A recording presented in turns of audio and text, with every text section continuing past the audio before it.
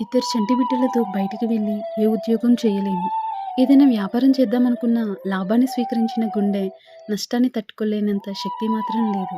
పోనీ తిని కూర్చున్నా తరిగిపోలేనంత ఆస్తి ఉందా అనుకున్నా అదీ లేదు.